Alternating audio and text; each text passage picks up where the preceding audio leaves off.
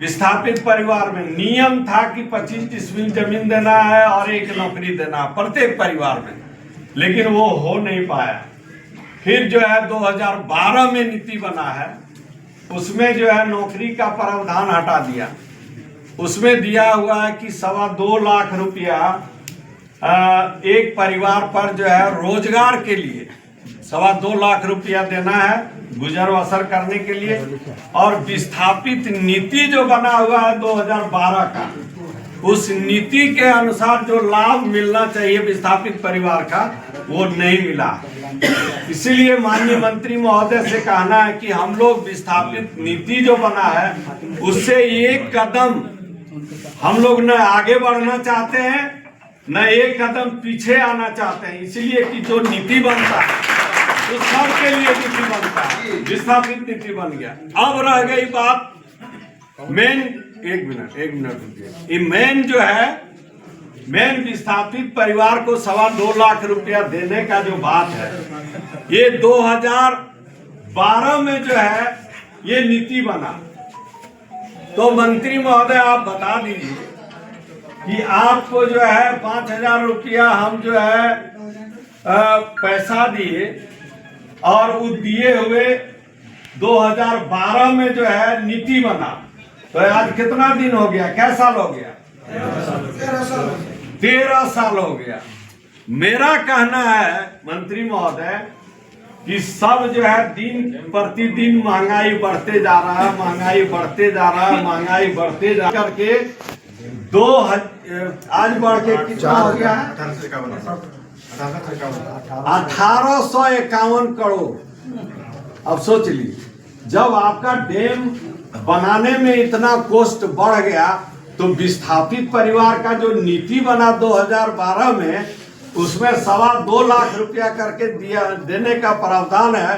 तो 2.25 लाख का जो इंटरेस्ट होता है 13 साल का जोड़ करके और हम लोगों को दे दिया जाए। चलिए अब जो है रह गई बात, इनका समस्या का निदान कीजिए, ये करते ही नहीं है। अब आपसे भरोसा जगा है लोगों को कि अपना घर का बेटा, अपना घर का मंत्री, अपना घर का आदमी सब बन गए, सुरेश पासवान एमएलए भी बन गए अपना घर का। तो ये अभियो जब पूरा नहीं होगा तो कब हो?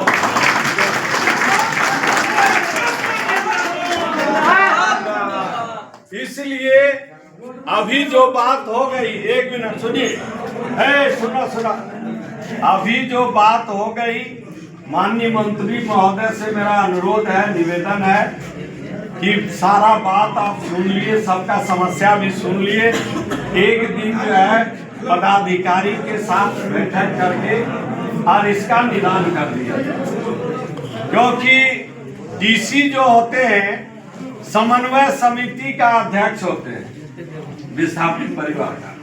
डीसी साहब से भी मीटिंग हो चुकी है, वार्ता हो चुकी है। उन्होंने जो है बोले हैं कि आप लोगों का समस्या हम बहुत जल्द निदान कर देंगे। इसी बीच में घुस गया आचार संहिता, फिर समस्या निदान नहीं हो पाया।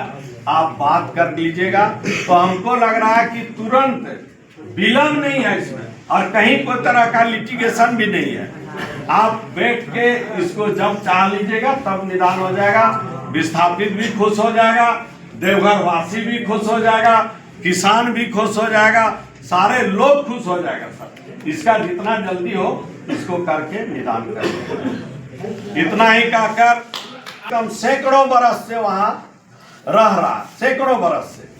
मेरा कहना है कि यदि गोचर में है तो गोचर का हम पैसा थोड़ा मांग रहे हैं आपसे, गोचर का पैसा नहीं मांग रहे हैं।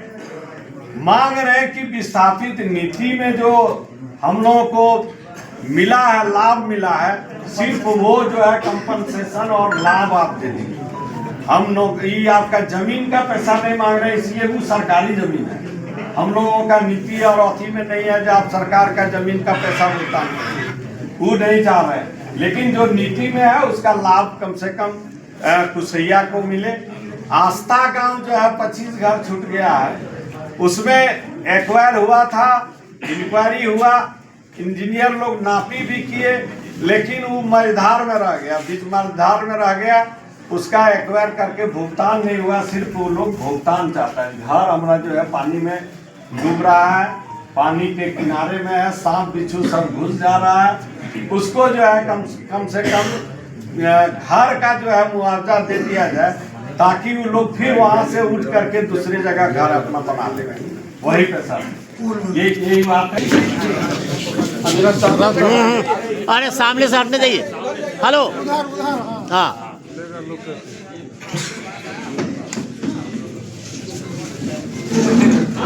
चलिए, राष्ट्रीय परिवार की ओर से अच्छा आप लोग जो है दिलाइए नहीं। नमस्ते। उपस्थित इस क्षेत्र के लोकप्रिय नेता, इस गांव के बाशिंदा और मेरे बड़े भाई सुरेश पासवान जी, झारखंड मुक्ति मोर्चा जिला अध्यक्ष संजय शर्मा जी, राजद के जिला अध्यक्ष भाई मेरा है, ये रहेंगे, ये मेरे ही ऊपर क्वेश्चन करें। क्वेश्चन होता तो उसका एक्शन होता और आप लोग ये काम हो जाता, लेकिन दुर्भाग्य था कि 2 बार हमारे बड़े भाई यहाँ नहीं जीते। पिछला सरकार में अगर जीतते, जहाँ हम लोग को उम्मीद था हमसे मधुपुर, जिसमें आप मेरे वालिद साहब जीते, उसमें हम मने मधुपुर से ज़्यादा उम्मीद था कि देवघर विधानसभा हम लोग निकाल करेंगे, लेकिन किसी कारणवश 2200 से हार गए। अब उसका पूर्ति बने, वो 5 साल और ये 5 साल, 10 साल का पूर्ति हम इनके तरफ से करेंगे। कहीं कोई कमी नहीं होगा। अब जैसे पुल की बात है, अब वो जल संसाधन विभाग से बनेगा या PWD विभाग से बनेगा या पुल विभाग से, जो स्पेशल डिवीजन से पुल बनता है उससे बनेगा, वो हम लोग बात करके आपको सुविधा वो हम लोग दिलाएंगे। विस्थापित का जहाँ सवाल है, पैसा का जहाँ है, मैं विभागीय पदाधिकारियों से बैठ करके अभी यहाँ हम लोग खाना खाएंगे, फिर अपने जो पदाधिकारी मेरे हैं उनसे बात करेंगे कि क्या यहाँ क्यों काम इतना पीछे चल रहा है, सुस्त है, या DFO का वन विभाग का परमिशन नहीं है। वो सब सारी बातें हम लोग समझेंगे, समझ करके जितना जल्दी हो, जहाँ से भी हो, उसको क्लियर कराएंगे। क्योंकि आप मेरा पिछला कार्यकाल का जो तरीका है, चाहे स्टेडियम का हो या पर्यटन क्षेत्र का हो या कब्रिस्तान घेराबंदी हो या मदरसा हॉस्टल हो और मंदिर सौंदर्यीकरण का हो, तो आप देख चुके हैं कि मैं किस तरह काम किया हूं, और इसमें भी मैं आप जितना नहीं सोचे हैं उससे ज़्यादा मैं काम करके आपको यही आशा विश्वास। तो ये इस जगह अभी पर्यटन का भी बहुत यहाँ संभावना है, उस क्षेत्र में हम लोग ध्यान देंगे और उसमें रोजगार बढ़ेगा, लोग का आना जाना होगा, दुकानें खुलेगी, इसका लिए भी हम लोग प्रबंध करेंगे। पहले भी इस चीज़ के लिए हम लोग और ये भाई सुरेश पासवान जी हम लोग बैठ चुके हैं, बातचीत। पिछला कार्यकाल में भी ये हमको बुलाए थे, लेकिन संयोग है कि नहीं आ सकते किसी कारणवश।